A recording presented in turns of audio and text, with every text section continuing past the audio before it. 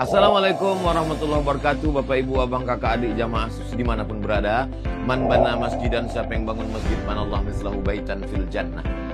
Ma la yudraku kulluh, la yutraku kulluh. Kalau belum bisa bangun satu masjid utuh, 1, 2, 3 sak semen batu bata batu kerikil, insya Allah mengalir sampai hari kiamat. Bingung kemana kami mau salurkan? Jangan lagi bingung, salurkan ke Masjid Peradaban. Di nomor rekening Bank Syariah Indonesia BSI, nomornya mudah 33300009097 atas nama FSRMM.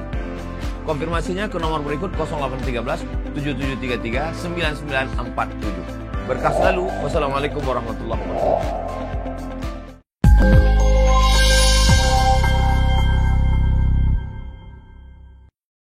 Bapak Ibu sekalian yang berbahagia, dalam hadis akhbaruz zaman atau bahasa lainnya tentang hadis-hadis tentang akhir zaman itu, memang banyak hadis-hadis, bukan banyak, ada hadis-hadisnya yang sahih dan ada yang dhaif. Dan inilah kekhawatiran para ulama, kenapa itu tidak disampaikan secara vulgar, karena memang ditakutkan menakut-nakuti. Tapi ketika Nabi berbicara ke hadapan para sahabat tentang hadis akhir zaman ini, itu para sahabat bukannya tertawa tapi takut. Kata Nabi begini, kelak di akhir zaman itu, kata Nabi, tidak akan terjadi hari kiamat, kata Nabi, sampai kalian akan melihat atau akan keluar dari golongan-golongan kalian itu orang-orang yang munafik, yang membaca Al-Quran tapi cuma sampai di tenggorokan. Itu ketika sahabat mendengar hadis itu semuanya diam. Sampai-sampai berdoa, sampai-sampai minta sama Nabi, Nabi tolong doakan kami, matikan kami sebelum ketemu dengan itu. Contoh Dajjal. Ketika Nabi bercerita tentang Dajjal, sekian banyak ratusan hadis tentang Dajjal, itu ketika para ulama mendengarkan Dajjal itu para sahabat itu takut. Sahabat itu takut. Apa kata sahabat kepada Nabi? Hudzaifah bin Yaman itu bilang begini, bisa tidak doakan kami agar kami mati sebelum ketemu dengan itu? Sehingga mohon maaf Bapak Ibu, permasalahan Dajjal itu terjadi dalam atau dianggap sudah terjadi dalam 3 tokoh. Ada yang pertama itu Ibnu Sirin, disampaikan. Sampai-sampai Umar bin Khattab bilang, oh ini Dajjal ini, gitu. Saking banyaknya pendusta, saking dustanya dia, gitu. Dan itu terjadi, ada 3 tokoh itu terjadi, dan disampaikan oleh Nabi dalam hadisnya. Sampai kata Umar bin Khattab, udah bunuh aja ini orang, katanya. Ini orang ini Dajjal ini. Tapi Nabi tak bisa pastikan secara real bahwa ini itu betul-betul Dajjal atau bukan. Nah, ini menjadi poin Bapak Ibu. Nabi munculkan satu hadis, kata Nabi dalam hadisnya itu, akan datang satu zaman itu Dajjaluna kadzabun. Itu dasar daripada munculnya kalimat itu adalah karena bermunculan orang-orang yang menyerupai karakternya dengan Dajjal. Saking dustanya, saking nggak bisa dipercayanya, sampai sahabat bilang itu Dajjal, katanya. Cuma Nabi tidak bisa mengatakan itu Dajjal secara mutlak. Kenapa? Tanda-tandanya itu, misal mata 1. Dalam hadis Nabi, Dajjal itu matanya 1. Nah ini orang matanya 2. Dajjal tak menikah. Ini orang menikah. Dajjal tidak punya anak. Loh ini orang punya anak. Di sini Nabi ragu ini Dajjal beneran atau bukan. Sehingga muncul kalimat dalam hadis yang lain itu, apa kata Nabi? Akan muncul di tengah umatku dajajil. Dajjal bainat dajajil. Artinya apa? Akan muncul dajjal-dajjal di antara para dajjal. Kalau Nabi bahasakan para dajjal, berarti banyak yang dajjal, berarti kalau begitu. Makanya Nabi katakan dajjaluna kadzabun. Kenapa Nabi katakan demikian? Itu mensifati sifatnya Dajjal. Akan muncul di tengah umatku, kata Nabi, orang-orang yang mensifati sifatnya Dajjal. Dan itu ada 7 golongan yang menjadi pengikut Dajjal. Insyaallah kalau sudah selesai hadis kecil kita sampaikan. Mudah-mudahan. Baik Bapak Ibu. Sekarang kita masuk pada hadisnya Bapak Ibu. Kata Nabi di dalam hadis ini, tidak akan terjadi hari kiamat, kata Nabi. La taqumus sa'ah hatta la tafna hadhihi al-ummah hatta yaquma ar-rajul ila al-mar'ati fayaftarisuha fi at-tariq fayakunu khiyaruhum yawma idin man yaqul law waraynaha wara hadha al-ha'id. Rawahu Abu Ya'la an Abi Hurairah. Kata Nabi, tidak akan terjadi hari kiamat sampai kalian akan melihat wanita dan laki-laki berzinah seperti binatang. Jadi nanti Bapak Ibu, saking maraknya perzinahan itu, orang tak punya rasa malu. Jadi nanti di akhir zaman itu rasa malu itu hilang. Rasa malu itu akan diangkat oleh Allah. Jadi orang tak punya rasa malu. Mau berzinah dia, mau korupsi dia, mau menipu dia, mau ngapain dia, pokoknya dosa apapun dia buat, dia tak malu lagi. Biasa. Sekarang kan dah banyak orang minum khamar tengah jalan itu biasa. Dulu orang minum khamar sembunyi-sembunyi, Pak. Minum bir bintang, minum kamput itu sembunyi-sembunyi. Sekarang tak perlu sembunyi-sembunyi lagi. Main judi, dulu orang cari tempat paling terpencil. Di mana tempat warung kopi yang gelap, kalau bisa lampunya matikan. Sampai tak nampak batunya kali. Itu saking ininya, saking ingin tidak dilihat oleh orang. Kalau sekarang kan tidak. Di setiap tempat ada top, batu domino, main judi. Awalnya nyangkung, nyangkung pula, itu? Jongkok. Awalnya jongkok, naik 1.000, 1.500 sampai 100.000. Nah, itu mantapnya. Jadi dari jongkok, kan tak ada hukum kalau jongkok. Oh ya, hukum jongkok tak ada. Hukum 1.000 ada. Ya, kalau sudah berupa duit baru ada. Kata dia begitu. Jadi sekarang ini lebih pintar lagi. Orang-orang pelaku itu lebih pintar daripada yang mengeluarkan fatwa. Jadi banyak cara. Memang celah itu ada aja terus. Kata Nabi, tidak punya rasa malu. Mereka bermaksiat kepada Allah tanpa rasa malu. Bahkan mereka berzina, kata Allah, tanpa rasa malu. Ini pernah terjadi, hampir pernah terjadi. Mungkin saya sudah pernah sampaikan tapi saya lupa. Bapak Ibu sekalian yang berbahagia, dulu permasalahan kondom itu bukan sekarang permasalahannya, udah lama. Dulu itu ada promosi kondom terang-terangan di salah satu universitas terbesar di Indonesia dulu. Dan itu mereka lakukan di universitas. Coba. Artinya apa? Mereka kasih peluang nih. Ini yang pengen berzinah lah, ini ya kondom. Itu kan bahasa kasarnya begitu. Makanya kalau sekarang ada undang-undang tentang perkondoman begitu, itu menjadi permasalahan itu. Kenapa kok bisa begitu? Bahkan salah seorang menteri ketika itu mengatakan begini dalam peraturannya itu. Orang yang berhubungan suami istri yang belum nikah, kalau suka sama suka, ya tidak ada masalah. Yang masalah itu kalau diperkosa, atau perempuan memperkosa laki-laki, atau sebaliknya laki-laki memperkosa perempuan, itu baru dikatakan zina. Nah kalau dia suka sama suka itu tidak zina itu. Oh ini heboh dulu Pak, heboh. Salah satu ada kelompok partai Islam itu yang menentang berat itu. Karena kalau sempat tidak ditentang, itu akan leluasa masuk. Dan ada pendukung, ada. Untuk mengurangi, alasannya apa? Untuk mengurangi perzinahan. Nah, untuk mengurangi perzinahan, yang dikuranginya bukan orang yang berzina. Yang dikuranginya adalah bahasa. Jadi dibuatlah bahasa kalau orang berhubungan badan, suka sama suka, mau dimanapun, mau di rumah, di hotel, atau di kos, dan lain sebagainya, bebas. Itu tidak zina. Makanya yang disebut dengan zina apa? Pemerkosaan saja. Itu sudah keblinger namanya itu. Itu yang sudah rusak otak itu begitu. Dan itu kalau tidak dikawal, kemarin ketok Palu itu Pak, kalau sempat tidak dikawal. Dan itu terjadi. Makanya Bapak Ibu sekalian yang berbahagia, kata Nabi, kelak di akhir zaman itu tidak akan terjadi hari kiamat sampai kalian akan melihat orang berzinah. Nah, bahasa zinah di sini jangan diartikan mutlak orang berhubungan badan. Di Eropa itu, di Australia itu, ini sepertinya saya pernah menceritakan, tapi saya lupa apakah di sini atau di mana. Di Australia itu ada satu taman. Di taman itu Bapak Ibu, di setiap taman itu, setiap orang yang sudah masuk dalam taman itu, mau dia berciuman, berpelukan, mau ngapain kayak terserah. Asal tidak berhubungan badan saja, itu bebas. Bebas. Polisi, siapapun tak boleh ikut campur. Itu privasi mereka. Tapi keluar daripada taman tersebut, tidak boleh lagi. Tapi kalau dah masuk dalam taman tadi, polisi tidak boleh ikut campur. Polisi yang melarang orang ciuman dalam taman tersebut, maka polisi yang dipenjarakan. Nah, coba. Itu yang mau diadopsi. Yang mau diadopsi oleh sekelompok orang yang sekuler, mencoba mengadopsi sifat-sifat dan karakter-karakter orang barat yang mau kita bawa ke sini. Kalau bahasa lainnya sekulerisme. Itu yang terjadi, iya. Nah kalau sempat, mohon maaf, kalau sempat betul itu diketok palu, yang namanya berhubungan badan suka sama suka, ndak zina, kira-kira mau jadi apa negara kita nih? Bukan hanya amukan Allah lagi, azab pun bisa turun.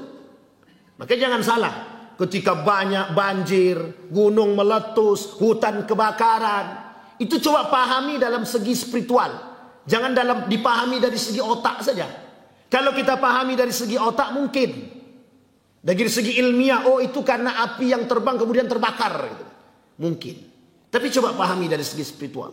Mengapa bencana itu tidak pernah berhenti? Mengapa bencana itu terus datang?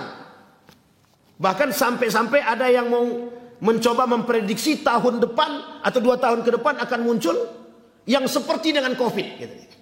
Nah, coba bayangkan. Itu prediksi, meskipun prediksi. Artinya apa? Mengapa bencana tidak pernah berhenti? Bukankah itu pernah Nabi katakan dalam hadisnya, kata Nabi, tidak akan terjadi hari kiamat sampai kalian akan melihat bergiliran zalazil, kata Nabi. Goncangan demi goncangan yang akan terjadi. Dan itu Nabi yang menyampaikan. Artinya Bapak Ibu sekalian yang berbahagia, poin penting dari apa yang disampaikan oleh Nabi dalam hadisnya itu, perzinahan itu bukan hanya pada aspek, mohon maaf ya, berhubungan badan. Orang di tengah jalan berpelukan bukan suami istri, itu juga zina.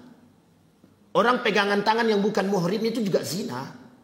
Orang yang berboncengan yang bukan muhrim itu juga zina itu, Pak. Orang yang duduk berduaan dengan wanita, dengan perempuan yang bukan haknya, yang bukan muhrim ini juga haram, juga zina.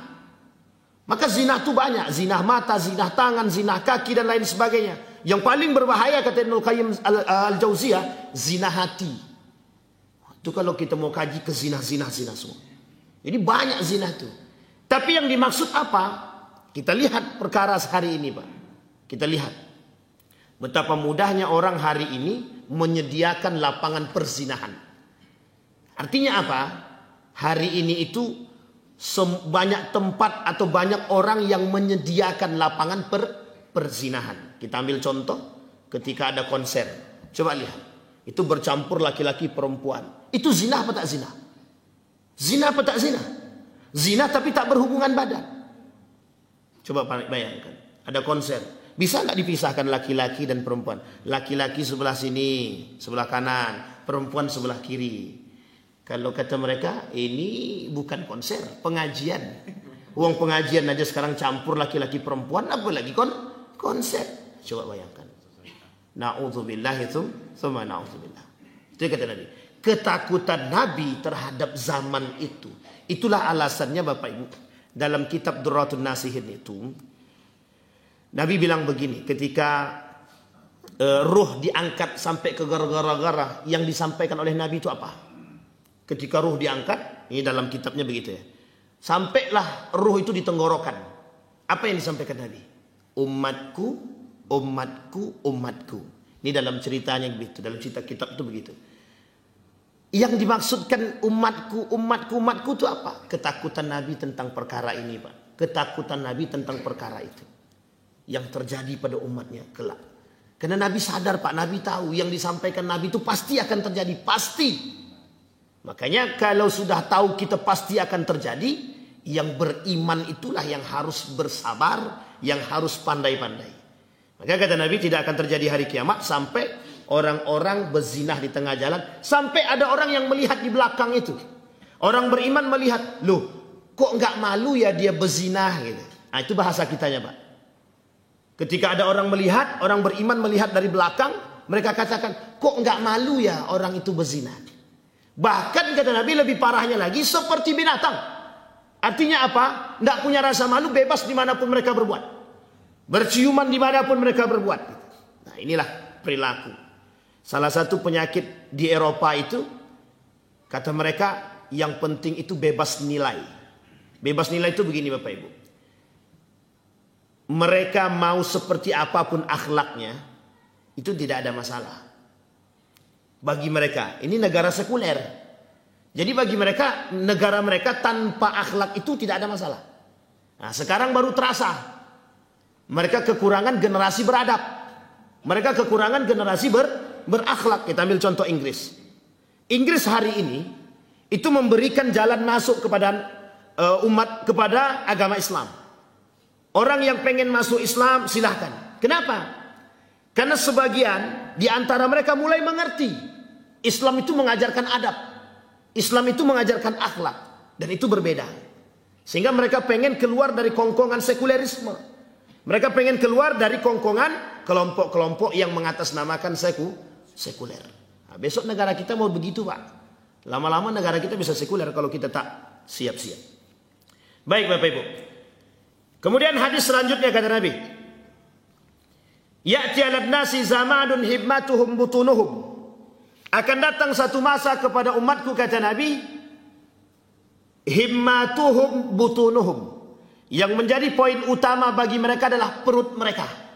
Jadi tujuan mereka itu perut. Nah, ini kalimat yang perlu saya garis bawahi, yang hari ini selalu menjadi ungkapan bapak-bapak. Kenapa kau kerja? Demi sesuap nasi. Masih ingat ya kalimat ini Bapak Ibu? Ini tolong diingat-ingat betul-betul Bapak Ibu. Ini tanpa skenario. Nabi cuma bilang, yang menjadi tujuan umat manusia besok kata Nabi di akhir zaman itu perut mereka. Bahasa lainnya kampung tengah. Sekarang Bapak Ibu lihat, permasalahan kampung tengah ini boleh kita lihat. Taruhannya apa? Nyawa. Piti itu taruhannya nyawa. Saudara bisa membunuh saudara kandung itu gara-gara harta warisan. Ibu kandung bisa dipenjarakan gara-gara harta. Itu ibu kandung, Pak. Baru-baru ini terjadi. Seorang anak menggugat ibunya di pengadilan agama. Meskipun perdata, tapi itu sudah kurang ajarnya itu. Apa kata anaknya? Digugatnya ibunya itu. Ibu kandung bukan ibu tiri. Kalau ibu tiri masih ada masuk akal kita sedikit. Ibu kandung. Apa kata dia? Dalam penyampaian itu, ibunya itu menahan harta warisan dari bapak dia. Jadi digugatnya lah ibu itu. Menang dia. Pakai pengacara segala macam. Menang dia. Ya memang haknya dia ada di situ. Cuma etikanya adalah seorang anak kandung menggugat ibu kan. Coba bapak bayangkan demi apa? Demi piti, Pak. Duit, Pak. Abang dan adik bertahun-tahun tidak tegur sapa. Cuma karena harta. Duit, Pak. Itu masalahnya. Himmatuhum butunuhum. Ini sudah perut. Kata mereka apa? Demi sesuap nasi. Kami bekerja ini demi sesuap nasi. Bagaimana anak istri kami tak makan kalau kami tak kerja? Berarti sudah mulai keraguan dalam diri kita tentang kekuasaan Allah. Kalau ada orang yang mengatakan demikian, bagaimana anakku, istriku mau makan sementara aku tidak bekerja? Logika, akal. Tapi bukan sama Tuhan. Ini yang merusak akidah kita begitu sekarang. Jadi mudahnya rusak akidah kita itu dengan bahasa yang sederhana saja. Bahasa sederhana. Seolah-olah yang memberikan kecukupan kepada mereka adalah pekerjaan. Makanya mohon maaf Bapak Ibu, ketika pekerjaan menjadi sandaran terhadap kepuasan dan kesejahteraan, ketika hilang pekerjaan itu hancur dia semiskin-miskinnya. Kenapa sandarannya bukan Allah? Sandarannya pekerjaan. Logika. Bapak Ibu tahu siapa yang mengutarakan kalimat itu? Liberalisme, orientalis. Orang-orang orientalis. Orang-orang Eropa yang mengangkat akal kita nih. Bahasa lainnya disebut dengan rasionalisme atau rasionalitas. Kalau tak masuk akal, kalau tidak bisa diterima oleh akal kami, ngapain kami terima? Itulah yang terjadi dengan Al-Quran hari ini Bapak Ibu. Kenapa muncul kaum liberal itu? Karena tidak bisa diterima oleh akalnya terhadap Al-Quran, mereka tolak Al-Quran itu. Contohnya, kenapa orang kata, perempuan itu kata bahwa Al-Quran ini cerita dongeng belaka, itu karena ceritanya tak masuk di akal. Tapi kalau ceritanya masuk di akal masih bisa kami terima. Contoh, tangkuban perahu. Itu bagi mereka bisa diterima karena ada peninggalannya. Sementara cerita dalam Al-Quran, cerita Nabi Adam, ada nggak peninggalannya? Nggak ada peninggalannya. Sehingga oleh mereka dianggap tidak masuk akal. Makanya kata mereka cerita dalam Al-Quran itu dongeng, rasional. Sama kembali kepada bahasa tadi. Bahasa tadi membuat kita jauh daripada Allah. Seolah-olah kita tidak percaya Pak sama Allah itu kita tidak percaya. Seolah-olah kita nggak percaya kepada Allah bahwa Allah yang mengkayakan, bahwa Allah yang memiskinkan, bahwa Allah yang memintarkan, bahwa Allah yang mensehatkan. Itu kita nggak percaya. Makanya bahasanya begitu. Nah kata Nabi di akhir zaman akan muncul tuh manusia-manusia yang himmatuhum butunuhum, yang perut mereka itu menjadi tujuan hidup mereka. Mati-matian mereka kerja demi mencukupi anak istri mereka atau rumah tangga mereka. Tak salah Pak, tak salah. Kecuali kalau kita sandarkan kepada Allah. Artinya apa? Tidak salah kalau kita menyandarkan itu kepada Allah. Kita kerja tapi kita sandarkan kepada Allah. Ini tidak Pak. Kata Nabi, yang dimaksud oleh Nabi, orang itu berlomba-lomba. Urusan perut itu orang berlomba-lomba kata Nabi. Semua orang berlomba-lomba. Pengen kaya, pengen punya, pengen apa, pengen segalanya. Sekarang kalau kita tanya satu-satu Pak, itu jawabannya pasti sama. Rata-rata mayoritas. Pengen nggak kaya? Semua akan bilang pengen. Ada yang nggak pengen kaya di sini? Coba angkat tangan. Coba angkat tangan Pak. Ada yang seperti Abdurrahman ibn Auf? Angkat tangan. Kalau ada, itu baru kita contohkan itu Pak. Mungkin Abdurrahman bin Auf yang ada di masa sekarang. Ada nggak yang nggak pengen punya mobil? Apalagi zaman sekarang Pak. Punya sepeda aja mereka tak mau. Maunya punya mobil. Kalau bisa pesawat itu ada tempat di rumah, pesawat itu mereka tempatkan di rumah-rumah. Saking berlomba-lombanya. Sampai kata Nabi, urusan perut ini bisa menghalalkan segala cara. Menghalalkan yang haram dan mengharamkan yang halal. Membenarkan yang salah, menyalahkan yang benar. Itu sampai segitunya. Makanya Nabi kata dalam riwayat yang lain, la yubali bima akhadha minal halal aminal haram. Mereka tidak akan memperkirakan apa yang mereka ambil, halal ke haram ke, demi mencukupi perut mereka, demi memenuhi perut. Tapi ingat Bapak Ibu, yang membuat akidah rusak, yang bisa menyimpangkan akidah, yang bisa membuat kita keluar daripada akidah juga sama. Apa itu? Ekonomi. Kasus yang terjadi di Yogyakarta itu poin penting bagi kita, atau starting point bagi kita. Kenapa begitu? Uniknya, sebungkus supermi itu bisa merubah akidah. Bukan sebungkus, sekardus supermi bisa merubah akidah. Artinya apa? Tidak salah ketika Nabi berkata himmatuhum butunuhum. Akidah bisa hilang hanya karena sekardus supermi. Kondisinya begitu ketika itu. Ketika terjadi bencana, Bapak Ibu boleh lihat, ketika terjadi bencana, gempa, kebakaran, gunung meletus, apapun itu, banjir, coba datang, coba lihat. Siapa yang pertama kali datang? Siapa pertama kali datang? Banyak misionaris-misionaris yang masuk. Ngasih apa? Ngasih bantuan. Untuk apa? Jangan kira itu sekedar kemanusiaan, bukan. Mau ndak supermi ini? Mau ndak beras ini? Kalau mau beras ini keluar daripada Islam, aku kasih. Coba. Pada hakikatnya apa? Pada akhirnya mereka terima beras itu, tapi mereka keluar daripada Islam. Coba. Dan itu bukan sekali dua kali mereka buat Pak. Berkali-kali. Saya masukin Pak poinnya Pak. Misionaris akan melakukan apapun caranya untuk mencari orang agar masuk ke agama itu. Itu mesti. Makanya bahasanya dalam Al-Quran, walan tarda ankal yahud walan nasara. Di situ ada garis bawahi, Yahudi, Nasara, Nasrani. Tidak akan pernah senang sampai kita masuk agama mereka. Apapun akan mereka buat, yang penting kita masuk agama mereka. Termasuk permasalahan perut. Karena mudah bagi mereka untuk merusak iman orang, akidah orang itu cukup dengan duit. Nah, coba lihat di sekarang Pak. Berkelahi dia sesama dia cuman gara-gara duit. Betul, itu yang dikatakan oleh Nabi. Tak salah. Bisa seorang anak menggugat ibunya, bisa seorang anak berkelahi dengan abangnya, seorang adik berkelahi dengan abangnya. Dan sebaliknya, hanya karena uang. Beberapa hari yang lalu nelpon seorang ibu. Dia bilang, Ustaz, saya mau pindah rumah. Boleh enggak saya bawa semua barang-barang ini, bisnis-bisnis, usaha-usaha saya. Tapi anak saya tak terima Pak Ustaz. Akhirnya kami enggak tegur sapa Pak Ustaz. Hanya gara-gara usaha. Coba kalau ibunya mungkin mau berlapang dada, tinggalkan. Atau sebaliknya anaknya mau berlapang dada, ya silahkan Bu bawa. Tapi pertanyaannya adalah mengapa mereka begitu? Mesti karena kondisi ekonomi. Coba bayangkan. Nah, ini yang menjadi persoalan kita Bapak Ibu. Sulit bagi kita untuk mengatasi persoalan seperti ini. Karena memang persoalan akidah itu bisa disimpangkan atau bisa diselewengkan karena ekonomi. Baik Bapak Ibu. Wa syarafuhum mata'uhum. Yang menjadi kemuliaan manusia kelak kata Nabi bukan iman mereka. Tapi yang menjadi kemuliaan mereka mata'uhum.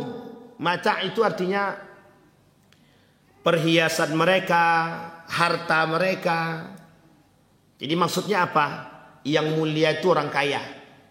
Yang tak kaya itu tak akan mulia. Nah, sekarang saya ajak Bapak Ibu melihat kondisi sosial masyarakat hari ini. Kira-kira kalau orang punya duit, itu kira-kira segan enggak Bapak Ibu? Wih, itu donatur masjid kita tuh. Wow, 500 juta dia kasih duit ke masjid tuh. Coba. Itu bukan donatur. Mau masuk tak masuk lantaklah, terserahlah. Coba bayangkan. Karakter umat manusia hari ini dengan orang berduit, mohon maaf betul.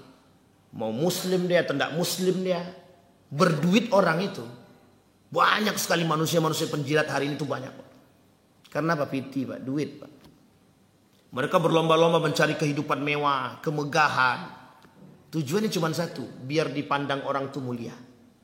Sampai-sampai dalam pandangan masyarakat hari ini, kalau dia kaya mulia, kalau dia miskin terhina. Padahal tolak ukurnya kemuliaan itu apa? Ilmu dan iman. Sekarang mau guru ngaji itu tidak akan mulia di hadapan mereka Pak. Yang kau jadi guru ngaji kan aku yang bayar, aku donaturnya. Jadi mau aku ganti kayak guru ngajinya mau tidak terserah. Begitulah cara mereka punya uang tidak menghormati. Apa kata Imam Al-Ghazali? Innad darahima taksur rijala mahabatan wa majalasa. Kelak yang menjadi persoalan, menjadi orang-orang yang dihormati itu bukan iman kata Imam Al-Ghazali, tapi apa? Harta. Uniknya lagi Imam Al-Ghazali melanjutkan syairnya. Apa kata dia? Wa in takallama asabat wa in takallama akhta asabat. Kalau orang kaya ini bicara salah, benar kata masyarakat. Kalau orang miskin sebaliknya, berkata betul, salah kata orang. Paham maksudnya Bapak Ibu? Duit bisa mempengaruhi ucapan. Duit itu bisa mempengaruhi ucapan. Nggak usah jauh-jauh Pak. Pilkada ada berlalu. Yang haram saja bisa kita katakan halal tuh, gara-gara duit. Suap itu haram, halal, karena sudah masuk. Coba kalau belum masuk, haram. Suap itu tetap haram kalau belum masuk duitnya. Tapi kalau sudah masuk duitnya, tak jadi haram Pak, jadi halal. Nah, coba bayangkan. Artinya apa? Duit yang membuat orang terhormat hari ini. Tapi seberapa jauh sih duit itu membuat orang terhormat? Kalau udah habis duitnya habis lah. Kalau udah habis duit dah habis. Tak akan dihormati orang lagi. Artinya apa? Orang menghormati kita karena duit. Dan itu kata Imam Al-Ghazali dalam syairnya. Yang membuat orang terhormat kelak di akhir zaman itu adalah uang, bukan iman. Jadi orang beriman dia baik, bacaan Qur'annya bagus, taat, tawaduk dia segala macam, jadi guru ngaji dia. Enggak dipandang orang Pak. Yang dipandang orang sekarang, lo punya duit berapa? Lo punya duit, lo punya apa? Oh si Anu tuh punya ini tuh, punya ini, punya segala macam Pak. Kalau dia datang, waduh, tunduk semua Pak. Nah, masih ingat kasus Haritan Sudibyo Pak? Punya duit banyak melimpah, masuk masjid dicium tangan Pak. Itu kafir saja dicium tangan. Kafir tuh Pak. Ini saya sebutkan namanya biar Bapak Ibu tahu. Masuk dia ke dalam masjid dicium tangan Pak. Coba banyak. Yang masuk kafir dicium tangannya. Kenapa? Punya duit. Artinya kemuliaan mereka pada duit mereka itu. Sekarang kita lihat kasus-kasus sekarang. Seberapa banyak hukum bisa dibeli karena punya duit. Berapa banyak kasus yang bisa membeli hukum. Yang baru-baru ini terjadi 200 berapa? 300 berapa? 327 triliun. Dihukum 6 tahun. Makanya Pak, itu bagus itu. Itu slogannya mantap. Kalau mau korupsi jangan tanggung-tanggung. Itu slogannya. Jadi sekali korupsi banyak-banyak sekali. Jadi makanya ini kepada kita berharap kepada para koruptor-koruptor itu. Ya begitulah. Sekali korupsi jangan tanggung-tanggung. Kalau korupsi cuma 45 juta. Nah itu cari sengsara namanya itu. Karena hukuman sama. Hukuman sama. Maling ayam 5 juta nenek-nenek kan. Maling ayam 5 tahun. Bukan 5 juta, 5 tahun. Koruptor 1 miliar 1 tahun. Bayar 100 juta habis tahanan rumah. Nah, coba bayangkan Pak. Nah, ini kasus Pak. Artinya apa? Yang punya duit. Seorang saksi bisa bersaksi palsu. Kenapa? Duit. Seorang saksi bisa bersaksi palsu karena duit. Semua gara-gara duit Pak. Nah, jadi sekarang ini perkataan Nabi itu sudah mulai terbukti sedikit demi sedikit. Sadar apa tak sadarnya kita itu tergantung pada diri kita sekarang. Artinya apa? Nabi tampakkan kepastian daripada perkataan Nabi itu. Wa syarafuhum mata'uhum. Mohon maaf Pak ya, cerita unik. Adalah seorang, tapi saya tak mau sebut nama. Ini terjadi soalnya. Ada seorang pengusaha dan dia berpolitik juga. Jadi ketika pemilihan, wah ini nggak enak juga ya kalau disebut ya. Artinya adalah pemilihan seorang yang alim lah gitu. Dan orang alim ini datanglah kepada orang pengusaha tadi. Karena pengusaha ini politikus, begitu juga sekaligus pengusaha, dia punya duit. Apa kata beliau tadi? Saya mau naik jadi ketua. Itu yang digandengnya politikus Pak. Yang digandengnya politikus yang punya duit. Artinya apa? Ketika dia datang ke rumah politikus tadi, mohon maaf ya Pak, diciumnya Pak tangan itu Pak. Seorang alim mencium tangan politikus, seorang alim mencium tangan penipu, seorang alim mencium tangan pendusta. Terhina atau tak terhina? Itu karena apa Pak? Karena duit. Ada ulama su' kata Nabi, ulama su' di akhir zaman kata Nabi. Itu penyebabnya apa? Dunia Pak. Ulama dunia. Itu disampaikan oleh Nabi. Kata Nabi yang paling aku takut itu bukan Dajjal kata Nabi. Yang paling ditakuti di akhir zaman itu bukan Dajjal. Tapi yang paling ditakuti adalah ulama su' kata Nabi. Nah, itu berat Pak. Masalah duit ini berat Pak. Masalah piti, kemuliaan. Orang pengen kita pengen dihormati itu gara-gara dia punya banyak duit. Dan kita bisa lihatlah orang berbondong-bondong kalau ada tuan takur, pokoknya lebaran itu dia kerjanya bagi-bagi duit aja. Rame rumah itu Pak, rame. Rumah si Anu tuh ndak ada ininya, ndak ada amplopnya atau angpaunya nggak ada gitu deh. Orang mau datang tuh cuma sekedar menghormati, kadang datang kadang tidak gitu. Kok rumah tuh sunyi, ya ndak ada duit. Gimana kami mau datang lebaran ke rumah itu orang kita nggak dapat THR gitu deh. Rumah si Anu tuh aja kita datang, THR-nya banyak gitu deh. Nah, jadi orang berbondong-bondong datang ke rumah orang untuk mencari THR. Jangan tersinggung ya Bapak Ibu ya. Memang begitu keadaan kita sekarang. Wa qiblatuhum nisa'uhum. Yang akan menjadi kiblat mereka perempuan. Nah, ini kasus ini Bapak Ibu. Laki-laki, suami-suami takut istri. Kalau sekarang tuh bukan begitu kata Saudara Saad Latif. Bukan suami takut istri, tapi istri lebih berani daripada suami. Nah, sekarang Bapak Ibu boleh lihat sekarang. Mohon maaf, ini ada perkaranya Bapak Ibu. Ini perkaranya bukan hanya sekedar sosial saja. Tapi lebih tinggi daripada itu. Saking banyaknya seorang anak laki-laki durhaka kepada ibu dan bapaknya hanya karena istri dia. Jangan tersinggung, itu keadaan. Dan ini fakta. Fakta. Seorang kawan itu datang. Wan, bagaimana menurutmu kalau aku bersedekah dan berzakat kepada ibu kandungku? Spontan Pak, karena sudah terlanjur mendengar nggak nikmat di telinga, spontan saya bilang, Anda di neraka, saya bilang gitu. Sebenarnya nggak boleh tuh, tapi karena sudah terpancing betul, saya bilang Anda di neraka, saya bilang gitu. Ibu kandungnya Pak mau disedekahi, mau dizakati, ibu kandungnya. Saya bilang apa masalah? Setelah saya katakan Anda di neraka, saya tanya apa masalah? Saya ngambil duit ini harus izin istri dulu, gitu. Jadi sulit saya untuk bersedekah sama orang, untuk ngasih ibu itu sulit gitu. Saya bilang, wah Anda termasuk penghuni neraka. Saya bilang. Nangis dia Pak, nangis. Jadi curhatan hati dia, nangis. Saya bilang, berapa jumlah wanita di muka bumi ini? Saya bilang. Dia mikir sendiri dia. Maksudnya apa? Mungkin dia bilang, saya nyuruh dia menceraikan perempuan itu. Saya tak suruh dia ceraikan. Saya bilang, berapa jumlah perempuan di muka bumi ini? Saya bilang. Di akhir zaman itu jumlah perempuan lebih banyak daripada laki-laki. Ente mau yang seperti apa? Ada semua, Nabi bilang itu. Dan perhatikan karakter mereka sebenarnya. Ya karena memang begitu kata Nabi Pak. Kata Nabi begitu. Laki-laki itu di bawah ketiak istrinya, kata-kata ini. Kok ngapa Bang? Apalagi kalau perempuan itu punya mohon maaf. Apalagi kalau perempuan itu punya pendapatan sendiri. Ibu-ibu jangan tersinggung. Karena kalau lihat wajahnya nenek-nenek sih agak aman sedikit. Kenapa saya katakan demikian Pak? Mohon maaf Pak, mohon maaf, ini kasus terjadi. Kasus. Perempuan bisa mengginikan suami dia. Masih ingat kasus cerita yang ada di Jawa Barat, Pak? Yang pergi kerja siapa? Istrinya. Yang di rumah siapa? Suaminya. Yang mencuci baju suaminya. Tapi saya kata itu suami yang baik. Karena menjalankan kewajiban sebagai seorang suami. Ada kewajiban lain, ada mencari nafkah. Tapi memang Bapak Ibu boleh cari dalam fikih manapun, carilah. Adakah kewajiban bagi seorang istri mencuci? Adakah kewajiban bagi istri memasak? Adakah kewajiban bagi istri itu harus cuci piring? Tidak ada, Pak. Tidak ada. Saya ngajar di salah satu sekolah tinggi. Ketika skripsi itu seorang mahasiswa itu angkat judulnya itu. Kewajiban seorang istri mencuci, kemudian memasak, mencuci piring, mencuci baju. Tidak ada, Pak, kewajibannya. Jadi ibu-ibu senang, insya Allah aman.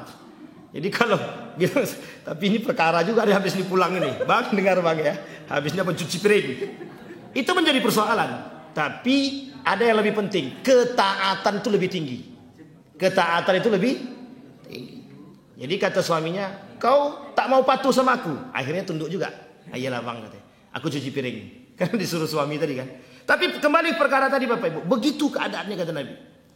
Dan ini perkara saya temukan sendiri, Pak. Betapa banyaknya laki-laki hari ini takut dengan istri dia. Makanya suami-suami takut istri. Suami-suami takut istri. Sampai mengeluarkan uang saja tidak berani untuk orang tuanya. Wahai para ummahat, ibu-ibu, suami mengasih uang kepada ibunya kewajiban. Ibu kandungnya. Kewajiban. Lebih wajib dia kasih kepada ibunya daripada istri dia. Itu yang harus dipahami. Jadi itu kewajiban, bukan sunnah. Sunnah kami kasih ibu kami, bukan. Bukan sedekah, bukan zakat.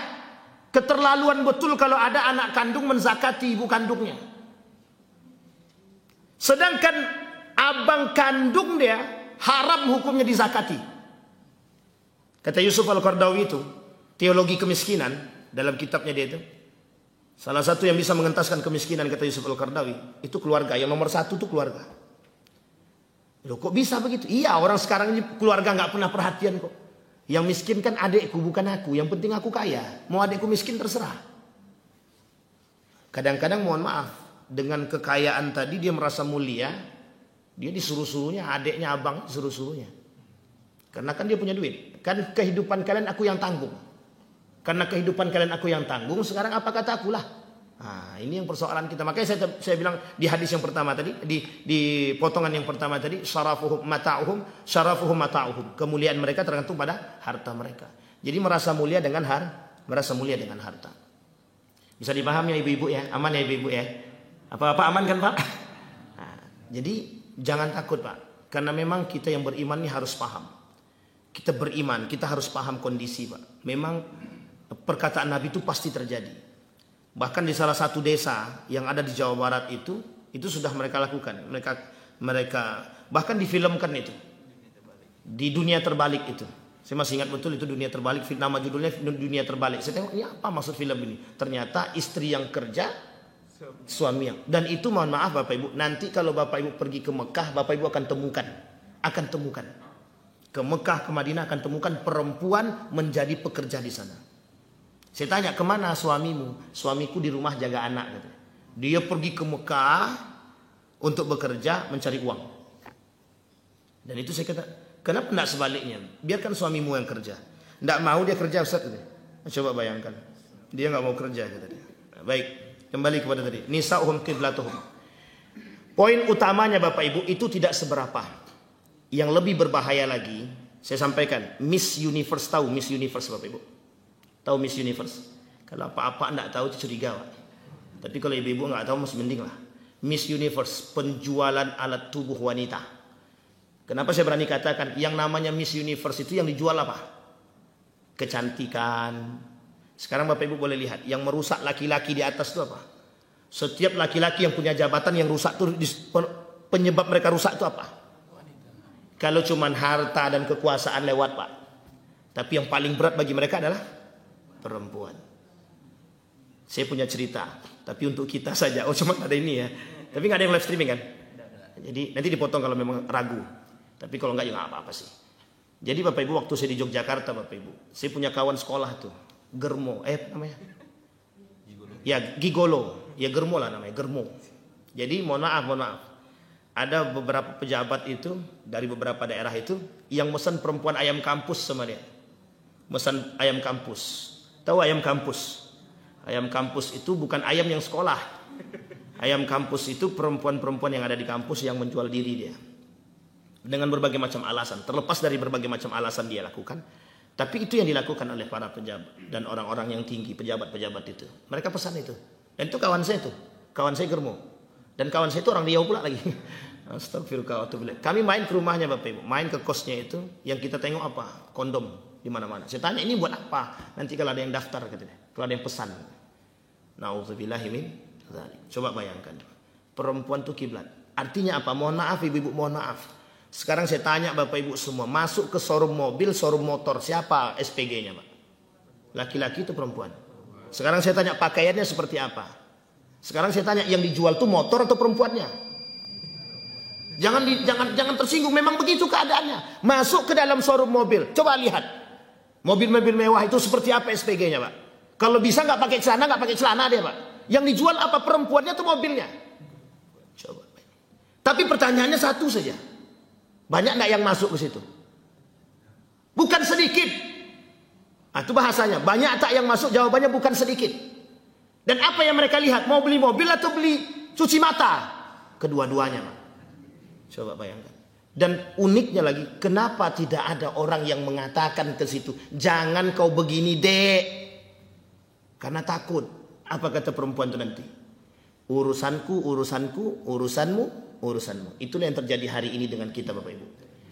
Kekurangan perhatian kita dan simpati kita sesama muslim terhadap kemungkaran yang terjadi. Itulah yang menyebabkan kenapa kemungkaran dan kemaksiatan itu merajalela. Karena kita sendiri tak sanggup melarang anak kita berpakaian sempit. Anak kita nggak pakai kerudung keluar rumah, kita tak berani tegur. Apalagi orang lain yang di luar.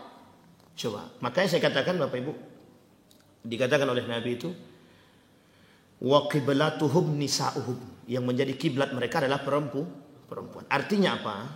Yang bisa merusak, menggoyahkan keimanan ya perempuan. Karena bagi laki-laki kan boleh nikah 4 kan gitu. 1, 2, 3, 4. Kalau perempuan kan tak boleh nikah 1, 2, 3. Jangankan 2, jangankan 3, 1 ya tak bisa. 2 aja tak bisa. Poliandri, kan tak ada hukum poliandri dalam Islam, haram hukum poliandri bagi perempuan. Makanya oleh kelompok feminisme, nah ini Bapak Ibu harus paham juga nih. Kelompok feminisme itu namanya diskriminasi terhadap perempuan. Kok diskriminasi? Kenapa laki-laki boleh poligami? Kenapa kami perempuan tidak boleh poliandri? Nah, itu dia. Nah, habis ini jangan nuntut ibu-ibu ya.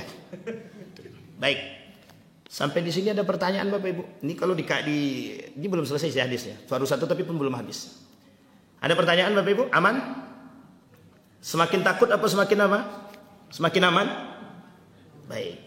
Sebelum kita tutup, sebelum kita habiskan hadis ini, wadinuhum darahimuhum. Agama mereka adalah duit mereka. Ulaika syarrul khaliq, kata Allah. Itulah seburuk-buruknya ciptaan, kata dia. La khalaqa lahum indallah. Mereka tidak punya akhlak kepada Allah. Dan disampaikan oleh Nabi dalam hadis tadi, dinuhum darahimuhum. Agama mereka itu adalah duit. Maksudnya apa? Uang di akhir zaman menjadi Tuhan baru bagi kita. Bagi mereka Pak, menjadi Tuhan baru.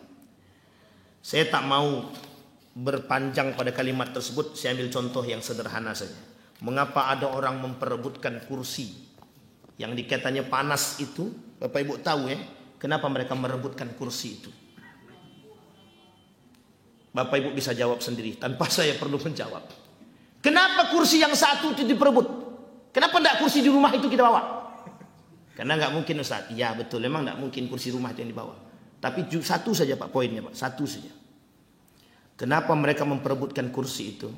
Karena dari situ mereka mendapatkan jabatan, mereka mendapatkan kemuliaan, mereka mendapatkan kekuasaan, mereka mendapatkan penghormatan, mereka mendapatkan harta, mereka mendapatkan wanita, semua yang mereka inginkan mereka bisa dapat. Kata mereka, seolah-olah kursi yang diperebutkan itu bisa memberikan kesejahteraan kepada mereka. Mohon maaf, dengan dalih. Apa dalihnya? Mengayomi masyarakat, mensejahterakan masyarakat. Bila kita lihat nanti seberapa banyak di antara mereka yang duduk yang betul-betul teguh dengan janji mereka, dan seberapa banyak yang ingkar dengan janji mereka. Na'udzubillahi tsumma, kata Allah, ulaika syarrul khaliq. Itulah ciptaan yang paling buruk, kata Allah. Itulah yang paling buruk perangainya, kata Allah. Mereka semua itu bermaksiat kepada Allah, berkhianat kepada Allah. La khalaqa indallah. Mereka sama sekali tidak berakhlak kepada Allah. Itu yang kita takutkan, Bapak Ibu. Artinya apa? Ancaman Allah, orang seperti itu dianggap tidak berakhlak di hadapan Allah. Orang seperti itu dianggap bermaksiat kepada Allah. Dan paling parah lagi, orang seperti itu dianggap berkhianat kepada Allah dan Rasulnya. Apakah kita termasuk orang-orang yang berkhianat kepada Allah dan Rasulnya? Itu tergantung kepada pribadi kita masing-masing. Soalnya kalau kita selesai menyampaikan hadis tersebut. Boleh Bang, silahkan Bang. Waalaikumsalam warahmatullahi wabarakatuh. Mengenai korupsi, Ustaz. Siap. Orang korupsi sekarang banyak pandai membaca Al-Quran, sedangkan tamat dia membaca Al-Quran. Kenapa dia sering juga menggunakan korupsi, Ustaz? Dia pandai membaca Al-Quran. Apa dia tidak mengerti dengan arti Al-Quran? Iya, baik. Mantap pertanyaan Abang. Itu sudah disampaikan oleh Nabi dalam hadisnya. Kata Nabi, mereka seperti yamruku minad din kama yamruku sahm minar ramiyah. Kata Nabi begitu. Nanti kelak di akhir zaman itu ada orang yang sholatnya lebih rajin daripada kita. Di akhir zaman ya. Tapi jangan nengok ke kiri ke kanan. Ada orang yang sholatnya lebih baik daripada kita. Ada orang yang bacaannya lebih fasih daripada kita. Ada orang yang hafalnya lebih dalam daripada kita. Tapi mereka seperti orang-orang yang keluar daripada agama. Yamruquna minad din. Mereka keluar. Yamruqu minad din. Yamruquna minad din. Keluar daripada agama. Seperti yamruku as-sahm minar ramiyah, keluarnya anak panah daripada busurnya.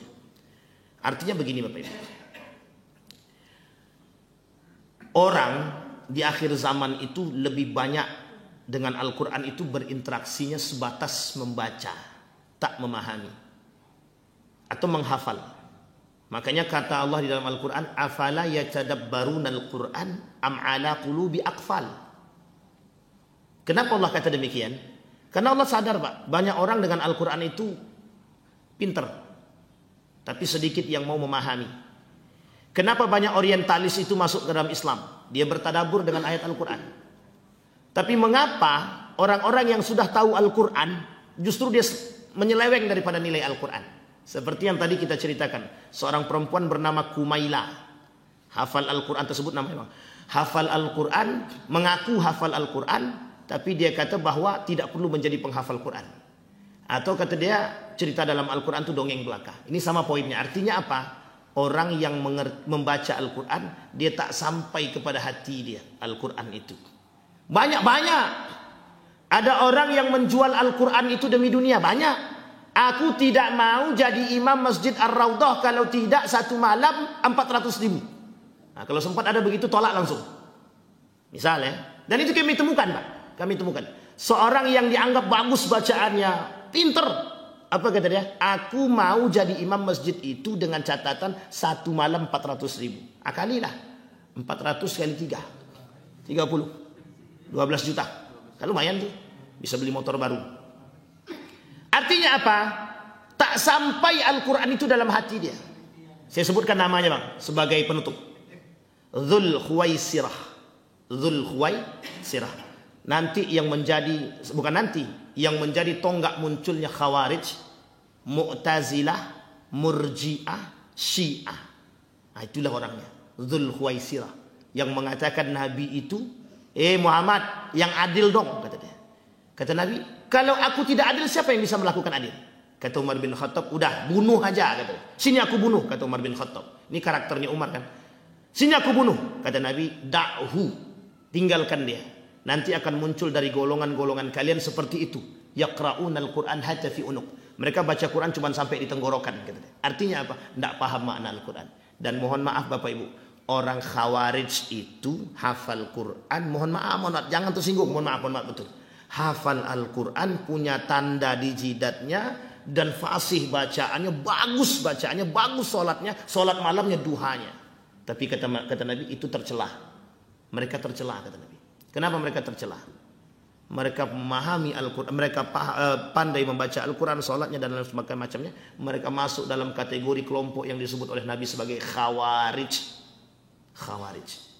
Siapa Khawarij itu? Orang Khawarij. Kapan waktu kita bahas Pak Khawarij itu secara detail. Siapa Khawarij itu? Itulah yang terjadi Pak.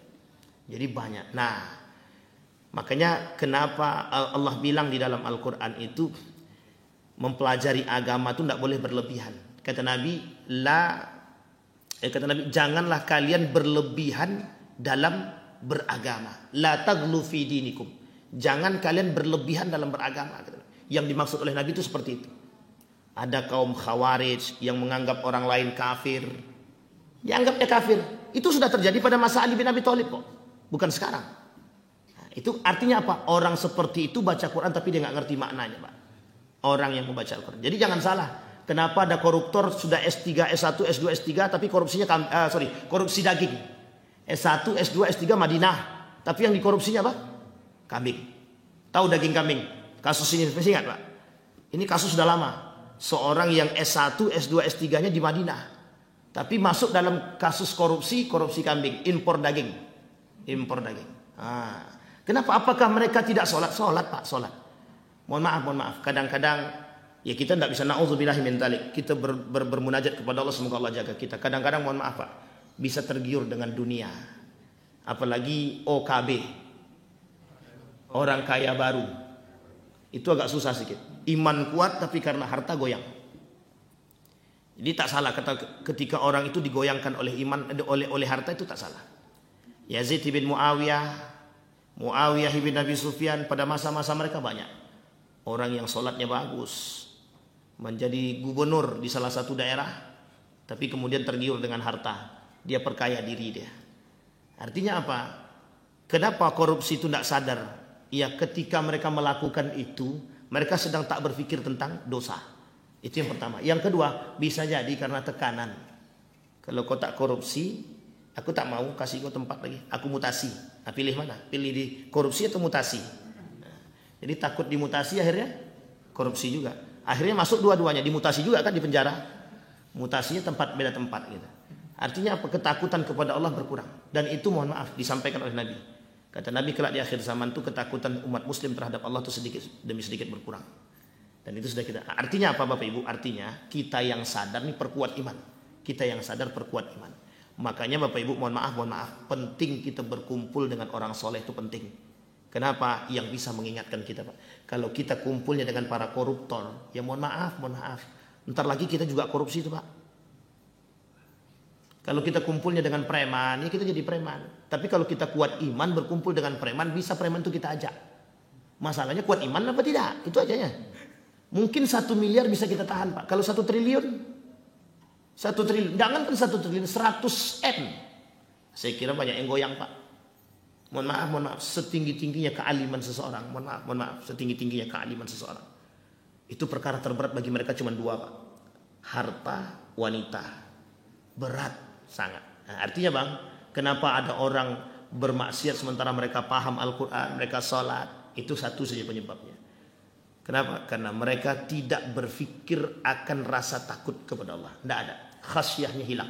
Rasa takutnya hilang. Tapi kalau sudah tertangkap baru takut sama Allah. Ya Allah, kenapa aku tertangkap? Nah, itu baru takut ya. Nah, itu yang menjadi persoalan kita. Makanya Bapak Ibu perbanyak rasa takut kepada Allah. Perbanyak rasa takut. Baik, ada pertanyaan lain Bapak Ibu? Cukup? Kita berdoa kepada Allah, mudah-mudahan di subuh hari ini apa yang kita sampaikan Allah berkahi. Apa yang kita sampaikan bisa menjadi poin penting bagi kita dalam membentuk keluarga yang baik, keluarga yang takut kepada Allah, istiqamah dalam ibadah dan ketaatan. A'udzubillahi minasyaitonirrajim. Bismillahirrahmanirrahim. Alhamdulillahirabbil alamin, hamdasy syakirin, hamdan na'imin, hamdan yuwafi ni'amahu wa yukafi'u mazidah. Ya Rabbana lakal hamdu kama yanbaghi li jalali wajhikal karim wa 'azimi sultanik. اللهم صل على محمد وعلى آل محمد في العالمين إنك حميد مجيد. اللهم فقهنا في الدين وعلمنا التأويل. اللهم فقهنا في الدين وعلمنا التأويل. اللهم اغفر لنا ذنوبنا وذنوب والدينا وارحمهما كما ربيانا صغارا. اللهم اغفر لهم وارحمهم وعافيهم واعف عنهم وأكرم نزولهم ووسع مدخلهم واجعل الجنة مثواهم. اللهم لا تحرمنا أجرهم ولا تفتنا بعدهم واغفر لنا ولهم. اللهم اختمنا بحسن الخاتمة ولا تختمنا إلا بحسن الخاتمة. اللهم اجعل القرآن العظيم ربيع قلوبنا ونور صدورنا وجلاء أحزاننا وذهاب همومنا وغمومنا. اللهم اجعل القرآن حجة لنا ولا حجة علينا. اللهم انصر من نصر الدين واخذل من خذل المسلمين. اللهم انصر إخواننا المجاهدين في فلسطين وفي غزة وفي كل مكان. اللهم دمر اليهود. اللهم أهلك الكفرة والمبتدعة والمشركين أعداءك أعداء الدين. اللهم يا رحمن، اللهم يا رحيم، اللهم جنبنا من منكرات الأخلاق والسيئة الخلق. اللهم اجعل تجمعنا تجمعا مرحومة واجعل تفرقنا من بعده تفرقا معصوما. ربنا آتنا في الدنيا حسنة وفي الآخرة حسنة وقنا عذاب النار والحمد لله رب العالمين. السلام عليكم ورحمة الله وبركاته.